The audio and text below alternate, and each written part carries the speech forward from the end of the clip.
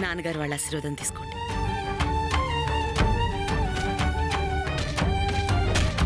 నిండు నూరేళ్ళు చల్లగా ఉండండి.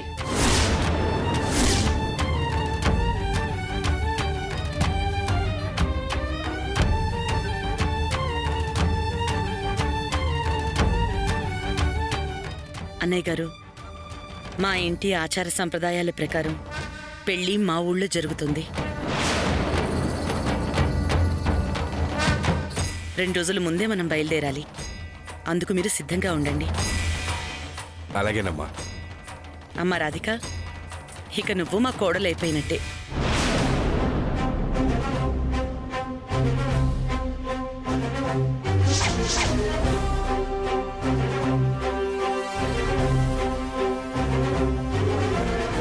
బాబు, ఎవరు మీరు?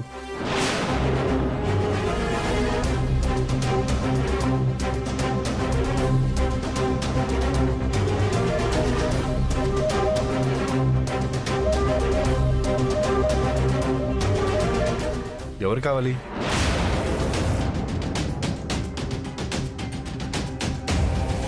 నానా, నా ఫ్రెండ్. అలాగా, రా బాబు. పర్లేదండి, నేను బయట వెయిట్ చేస్తాను.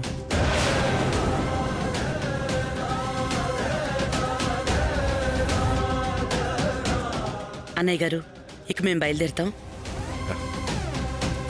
మంచిదమ్మా. మంచిది. వస్తామండి. వస్తామండి. పదండి.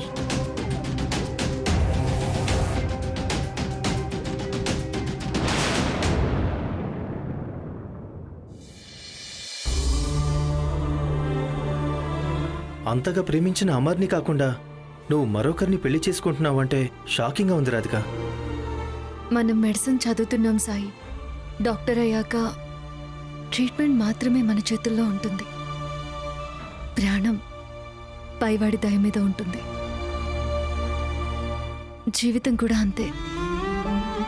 ప్రేమించడం మాత్రమే మనం చేయగలిగేది. పెళ్లి మాత్రం దేవుడు నిర్ణయించినట్టుగా జరుగుతుంది. మీ ఇద్దరి ప్రయాణం చూసి మీది చాలా గొప్ప ప్రేమని ఫ్రెండ్స్ అంతా చాలా సంతోషపడ్డాం. మీ ప్రేమ సక్సెస్ అవుతుందని చాలా ఆశపడ్డాం. మా దిష్టి తగిలిందేమో, అంతా రివర్స్ అయ్యింది. దేవుడి రాతను ఎవరూ తప్పించుకోలేరు. నిజమే రాధిక,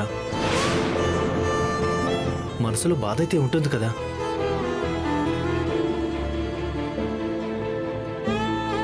దాన్ని ఎలా పోగొట్టుకోగలం?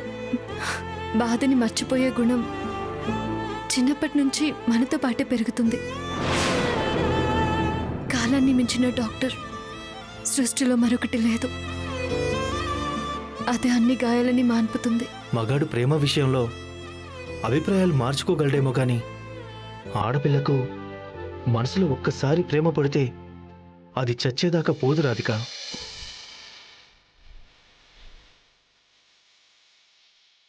అమర్ మీద నువ్వెంత ప్రాణం పెట్టుకున్నావో నాకు తెలుసు రాధిక.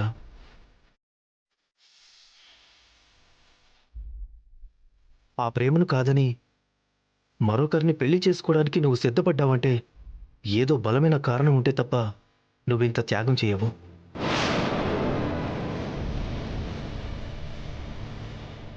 ఇందుకు నువ్వెంత నరకం అనుభవిస్తున్నావో నీ కళ్ళలో కనిపిస్తుంది.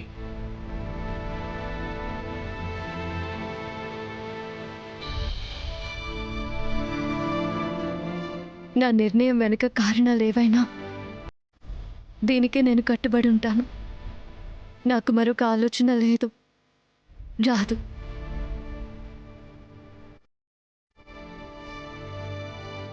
అమర్ని మీరే జాగ్రత్తగా చూసుకోవాలి.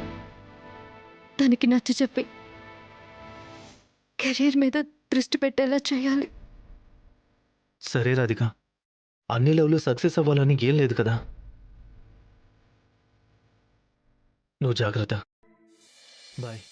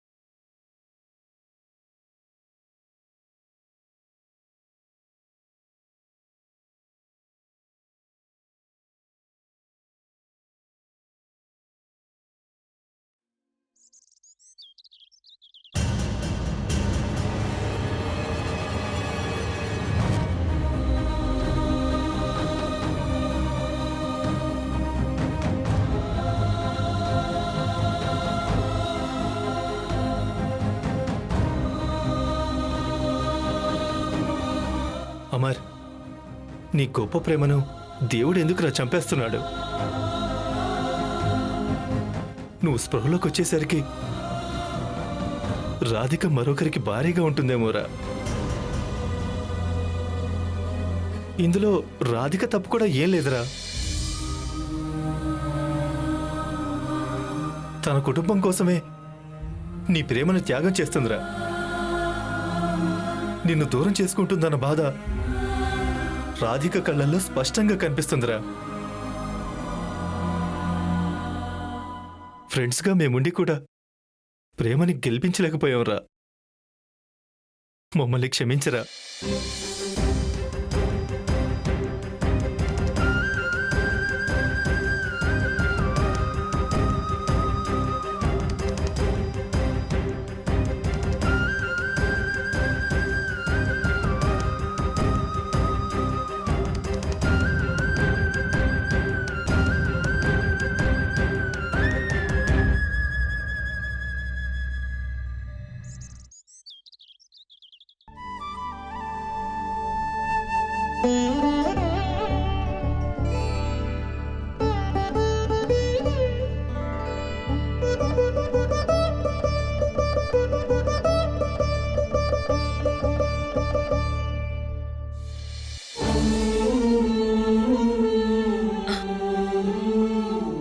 కైలాష్, ఏమైంది నాన్న?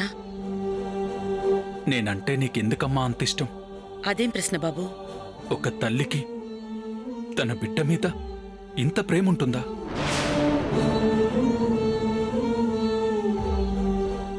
ఏ తల్లికైనా బిడ్డ మీద చూపించే ప్రేమ విషయంలో అంత ప్రేమే ఉండాలి, ఇంత ప్రేమ మాత్రమే ఉండాలి అంటూ కొలమానం ఉండదు కైలాష్. అమ్మ మనసు నిండా బిడ్డ నిండే ఉంటాడు. ఆ బిడ్డ సంతోషం, క్షేమం కోసం ఆ తల్లి నిరంతరం ఆలోచిస్తూనే ఉంటుంది. లేదమ్మా, నా మీద తల్లిగా ఇంకా ఎక్కువ శ్రద్ధ పెట్టినట్టుగా నాకు అనిపిస్తుంటుంది.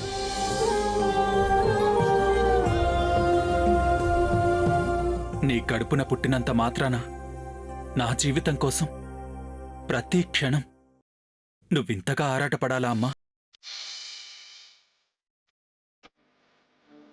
నా చిన్నప్పటి నుంచి చూస్తున్నాను, నీలో నా మీద కోపం కానీ ద్వేషం కానీ చిన్న అసహనం కూడా కలగలేదు.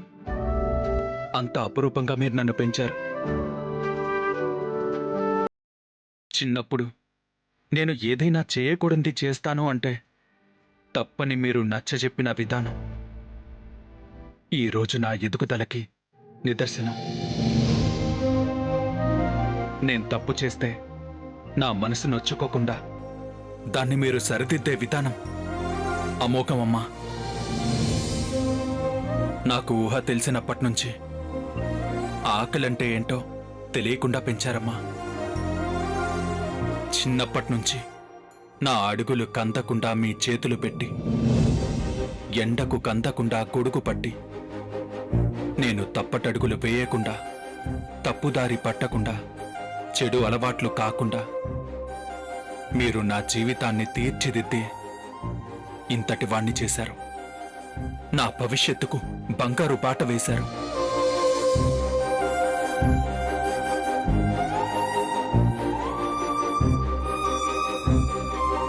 పెద్దవాళ్లతో ఎంత గౌరవంగా మాట్లాడాలో నేర్పించారు. నా తోటి వాళ్లతో, నాకంటే చిన్నవాళ్లతో ఎంత అభిమానంగా మసలుకోవాలో తెలియజెప్పారు. ఒక గురువులా ఉండి మంచి బుద్ధులు అలవాటు చేశారు. ఆఫీసులో ఒత్తిడులు ఎలా తట్టుకోవాలో చెప్పారు. ఇదంతా ఒకెత్తైతే నా జీవిత భాగస్వామి కోసం మీరు పడుతున్న బాధ, ఆవేదన, నాకు కాబోయే భార్య కోసం మీరు పడుతున్న ఆరాటం, చూపిస్తున్న శ్రద్ధ,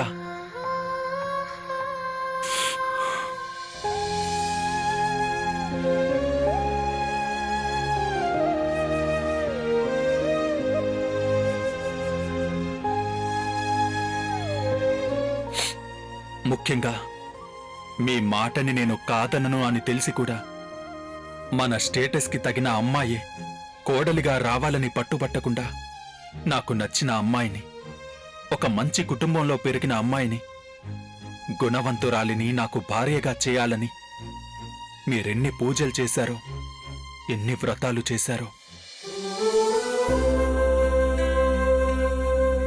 ఒక్క చిన్న పొరపాటు కూడా రాకూడదని ఎంతమంది సిద్ధాంతులను కలిశారో నాకు తెలుసమ్మా. నేను చిన్న బాధ కూడా పడే అవకాశం ఇవ్వకుండా పూల పాన్పు మీద నన్ను పెంచినందుకు నీకు ఆజన్మాంతం రుణపడి ఉంటానమ్మా.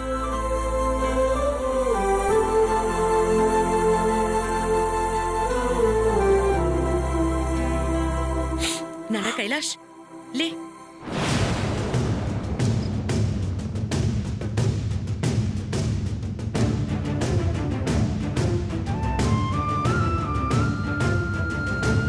ప్రతి తల్లి ఆదర్శంగా తీసుకునే విధంగా మీరు నన్ను పెంచారమ్మా. మీ పెంపకం చాలా గొప్పది అని అందరూ నన్ను పొగుడుతుంటే నాకు చాలా సంతోషంగా ఉంటుంది. నీ ఎదుగుదలని అందరూ మెచ్చుకుంటుంటే నాకు చాలా గర్వంగా ఉంటుంది. నిన్నిలా తీర్చిదిద్దడం తల్లిగా మీరు చూపించే ప్రేమే కాదు, నా బాధ్యత కూడా. మా నాన్నగారు నాకు దూరమయ్యారని, ఆడది ఒంటరిగా బిడ్డని ఎలా పెంచుతుందో అని తలా ఒక మాట అంటుంటే, మీరే తండ్రయ్యి, మీరే తల్లయ్యి నన్ను చూసుకున్న విధానం చాలా గొప్పదమ్మా. మీ నాన్నగారు ఒక మిలిటరీ ఆఫీసర్. ఈ దేశానికి తన జీవితాన్ని త్యాగం చేయాలని వెళ్ళినప్పుడు నాతో ఏమన్నారో తెలుసా? నువ్వు జాగ్రత్త అని నాకు చెప్పలేదు, నా బిడ్డ జాగ్రత్త అని చెప్పారు. ఆ మాటే నా గుండెల్లో ఉండిపోయింది.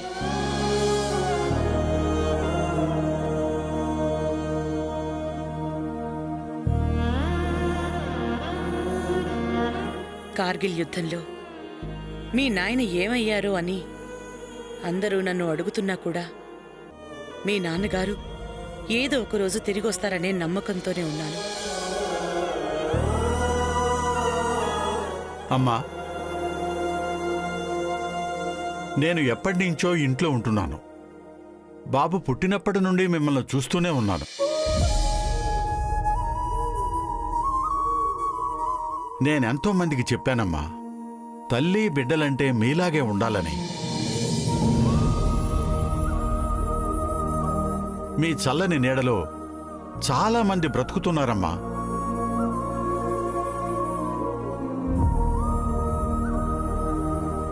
మీరిద్దరూ కలకాలం ఇలాగే క్షేమంగా కలిసి చల్లగా ఉండాలని ఆ భగవంతుణ్ణి కోరుకుంటున్నానమ్మా.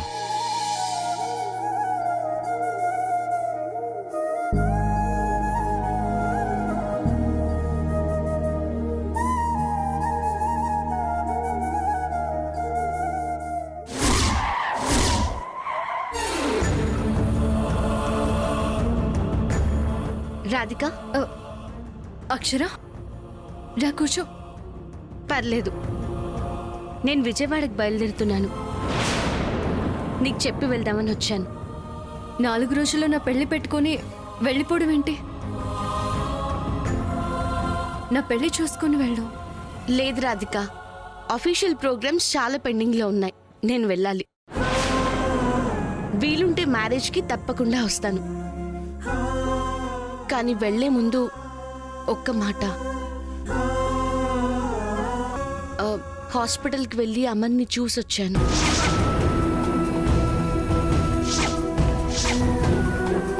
డాక్టర్తో కూడా మాట్లాడాను. తన ప్రాణాలకైతే ఏ ప్రమాదమూ లేదు. కానీ స్పృహలోకి వచ్చాక నువ్వు అమ్మ జీవితంలో ఎప్పటికీ ఉండవని తెలిస్తే రాముడుగా ఉండాల్సిన వాడు రావణాసురుడవుతాడేమో అని భయంగా ఉంది.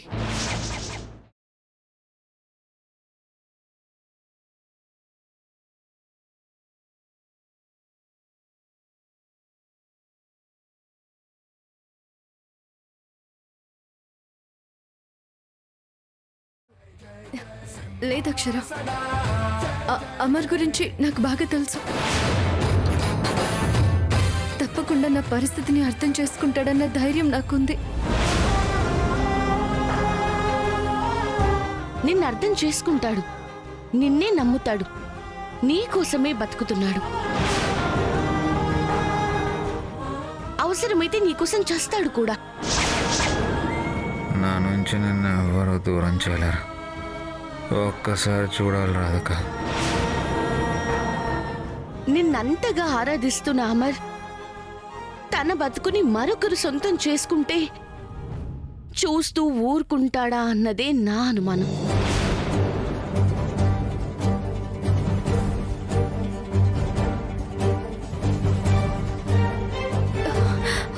అంటే ఏం చేస్తాడని నీ ఉద్దేశం?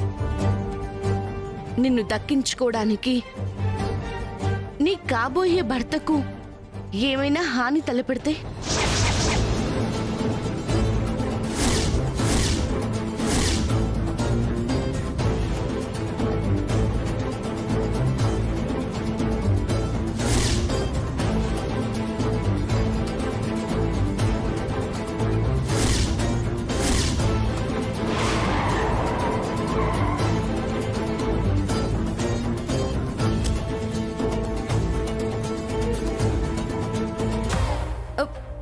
అమర్ అలా చేస్తాడని నేను అనుకోను. మీ నాన్నగారి కోసం నీ జీవితాన్ని నువ్వు త్యాగం చేసినంత తేలిగ్గా అమర్ నిన్ను మరొకరికి త్యాగం చేయడు రాధిక. ఎందుకంటే అతని నర నరాన నీ మీద ప్రేమ జీర్ణించుకుపోయింది. ప్లీజ్ రాధిక, ప్లీజ్ రాధిక, నిన్ను ఒక్కసారి చూడాలి. తన ప్రతి రక్తపు బొట్టు మీద నీ పేరే రాసుకున్నాడు. ఒక్కసారి నిన్ను కావాలి రాధిక.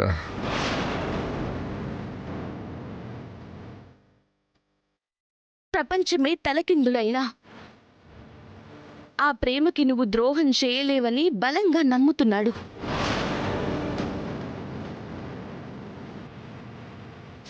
నాకంటూ నువ్వు లేవని తెలిస్తే ఆ మరుక్షణమే నీకోసమే కొట్టుకుంటున్నా నా గుండె ఆగిపోతుంది. ఆ నమ్మకాన్ని నువ్వు ఒమ్ము చేశావని ఆ దేవుడు దిగొచ్చి చెప్పినా నమ్మడు. నువ్వంటే అంత ఇష్టం, నిన్ను ఇన్ఫ్లుయెన్స్ చేసి పెళ్లి కొప్పించారు అనుకుంటాడు. ఆ కోపంతో నీ కాబోయే భర్తని టార్గెట్ చేస్తాడేమోనని నా అభిప్రాయం.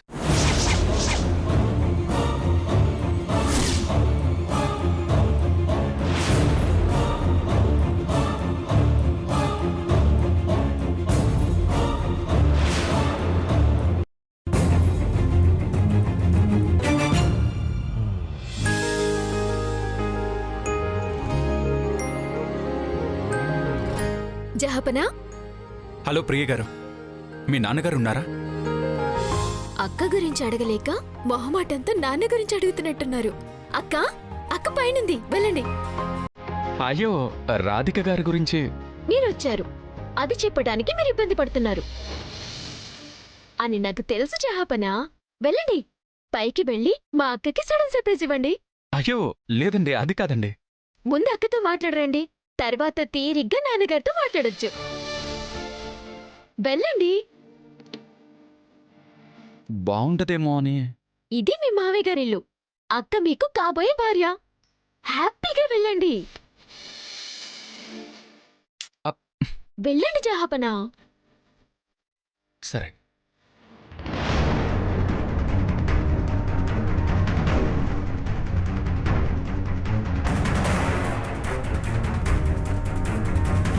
నేనెంత చెప్తున్నా కూడా ఎందుకు అమర్ని నన్ను ఒకటి చేయాలని ఆరాట పడుతున్నావు అక్షర. ఇక అది జరగని పని. అలా ఎందుకు అనుకోవాలి?